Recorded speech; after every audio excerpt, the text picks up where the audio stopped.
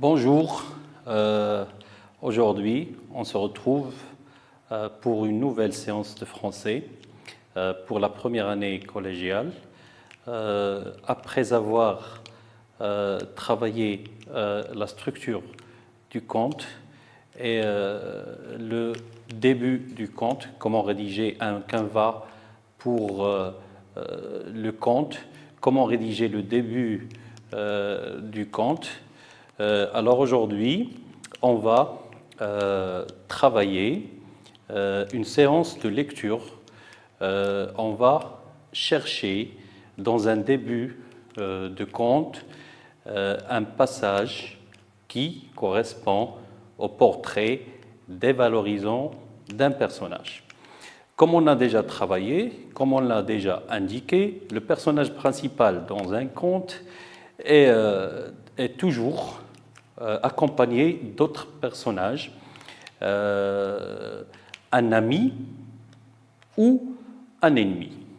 L'ami, bien sûr, essaye d'aider le personnage principal et l'ennemi essaye de porter danger au personnage principal, de l'empêcher de remplir sa mission.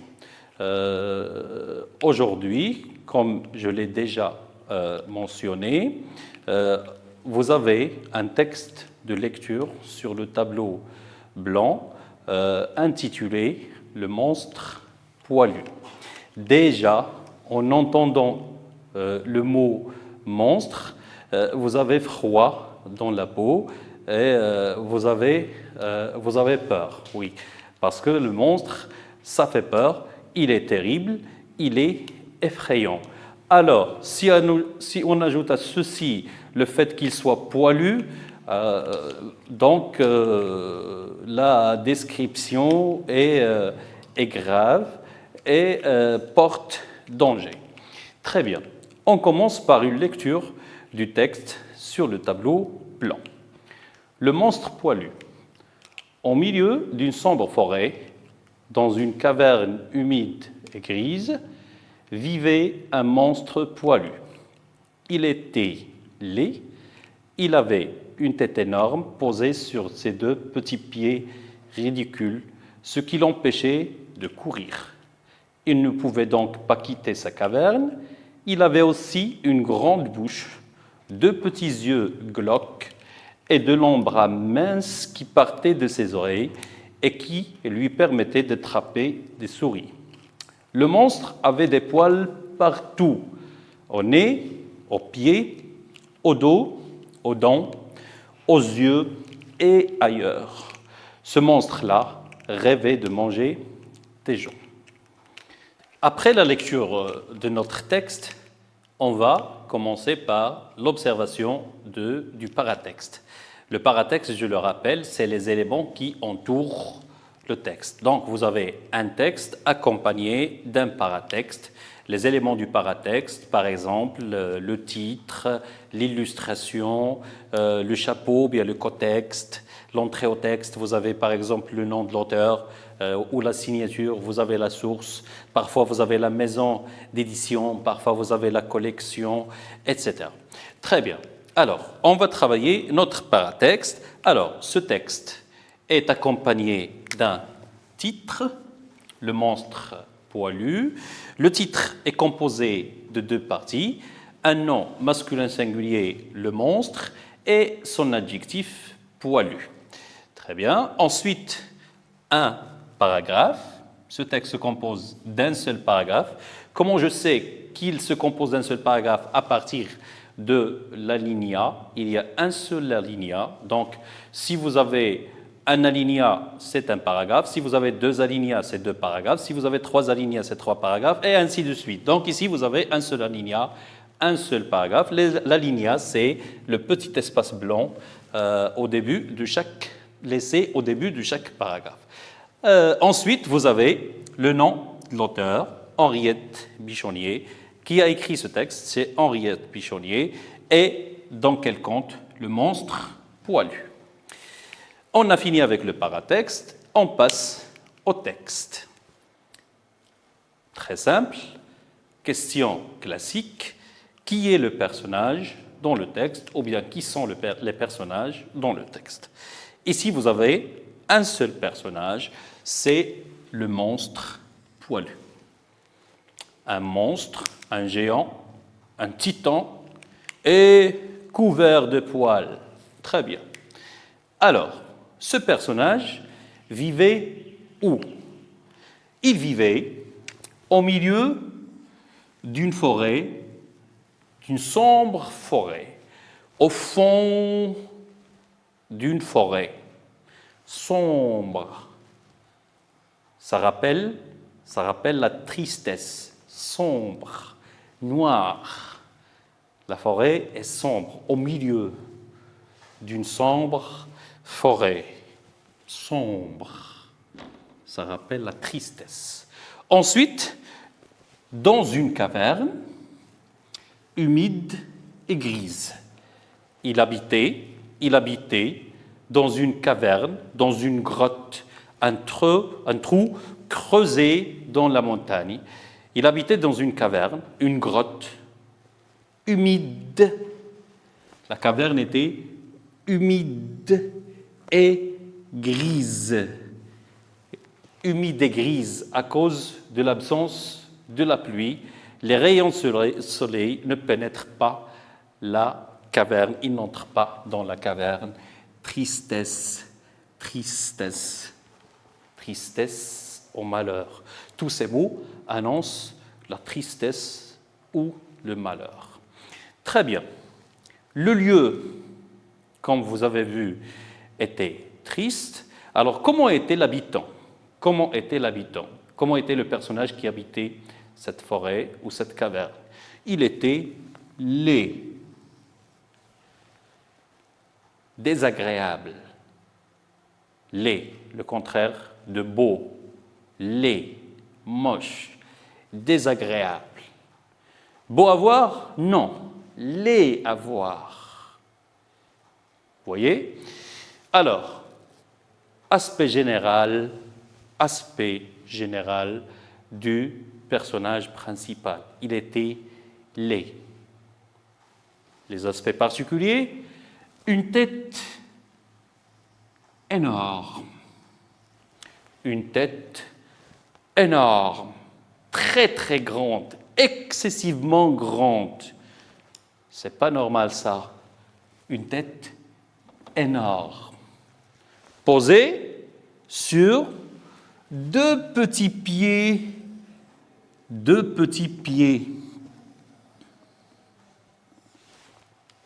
Regardez l'opposition.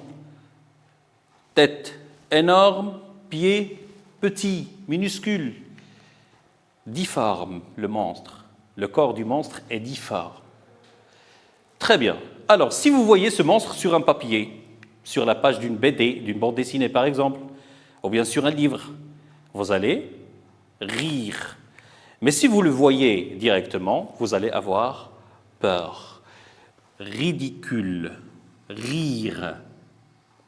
Sa tête énorme sur ses deux petits pieds font rire, donne envie de rire.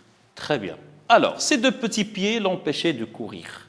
Alors, il ne pouvait pas partir très loin, il ne pouvait pas s'éloigner de sa caverne à cause de ses deux petits pieds. Il ne pouvait donc pas quitter sa caverne. Au visage, une grande bouche. Une grande bouche. C'est pas normal, une grande bouche.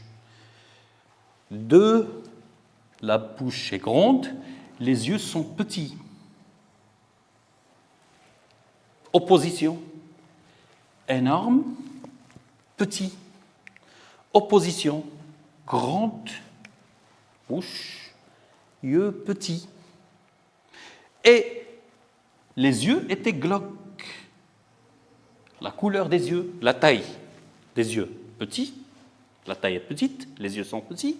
Et la couleur est glauque. C'est du vert qui s'approche du bleu. C'est pas bien, c'est triste, c'est mauvais, c'est moche. Et de longs bras, des bras longs, démesurés, des bras longs et minces. Ses bras ne partaient pas de ses épaules, ils partaient de ses oreilles. Ridicule. Ça me fait rire.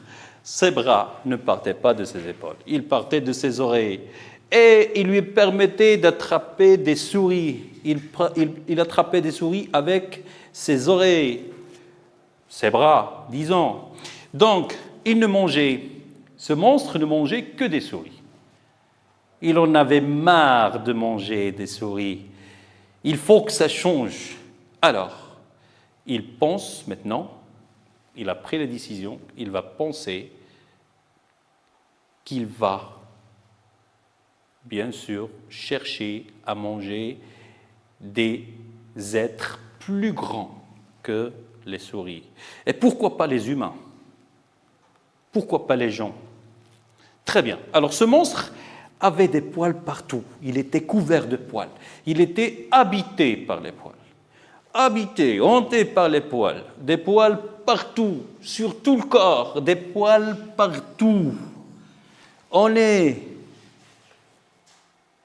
aux pieds, au dos, aux dents. Vous imaginez? Il a des poils aux dents. Aux yeux, vous imaginez? Il a des poils aux yeux. Et ailleurs, sur tout le corps. Ce monstre-là rêvait de manger des gens. Très bien. Alors, dans ce petit paragraphe, on est en train de raconter. On fait une narration, on fait un récit. Mais on a besoin d'intégrer, d'insérer, de mettre dans la narration une description du personnage. Comme ça facilitera la compréhension. On va savoir comment ce personnage est fait. On l'aime pas, d'après sa description. Alors, d'après la description ou le portrait du personnage, du monstre, qu'est-ce que vous voyez? Qu'est-ce que vous remarquez? Quelle idée avez-vous reçue? Est-ce que c'est quelqu'un de beau que vous allez aimer? Est-ce que c'est quelqu'un de moche, de laid, que vous allez détester? Bien sûr, c'est quelqu'un de laid, on va le détester. Alors, comment est ce portrait? Comment est le portrait du monstre intégré dans la narration? Ce portrait est tout simplement dévalorisant. Dévalorisant. Pourquoi? Parce qu'il repose, ce portrait repose, se base sur les côtés négatifs. Il est dévalorisant. C'est des moins, c'est des moins. Si vous voulez noter la beauté du monstre, vous allez lui donner pas 0, mais moins de 0. C'est tout des moins. Le contraire du portrait dévalorisant serait, bien sûr, le portrait valorisant qui se base sur des côtés positifs, comme par exemple quand on parle d'une fée bleue qui a des yeux bleus, qui a par exemple des pommettes roses, qui a par exemple une chevelure longue et lisse. Le portrait ici est dévalorisant. Quelle idée ça laisse chez vous? Une idée de haine, quelque chose que vous n'aimez pas. Très bien. Alors, après avoir analysé, travaillé le texte sur le tableau, on va passer aux exercices sur la page de notre livret. Voilà. Voilà la présentation, le texte. Alors, on commence par expliquer les mots difficiles dans le texte. Monstre, personnage gigantesque, effrayant, Donc c'est un personnage énorme et qui fait, bien sûr, peur, terrible. La caverne, la grotte, c'est un trou creusé dans une montagne. Un trou creusé dans une montagne auquel les rayons de soleil n'arrivent jamais. Poilu, plein, couvert de poils. Ridicule, dont on est porté à rire. Glauque, de couleur verte tirant sur le bleu. Ricanement, le monstre poussait des ricanements sinistres.